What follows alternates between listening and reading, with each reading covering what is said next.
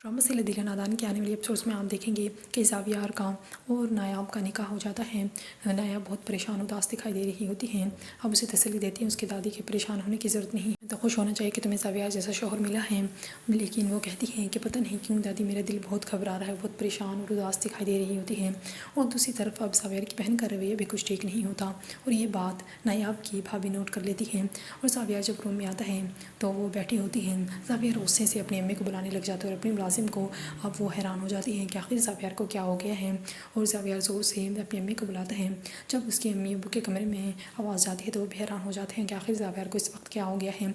और दूसरी तरफ नायाब भी कुछ परेशान सी दिखाई दे रही होती हैं।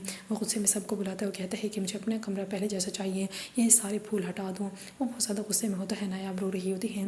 और दूसरी तरफ अब नायाब की सास भी उसे कहने लग जाती हैं कि अगर ज़ावियार तुम्हें इस घर में दुल्हन बना कर ले तो आया है, लेकिन मैं ये बात तुम्हें पहले ही बता रही हूँ कि मैं तुम्हें इस घर की बहू कभी भी तस्लीम नहीं करूँगी।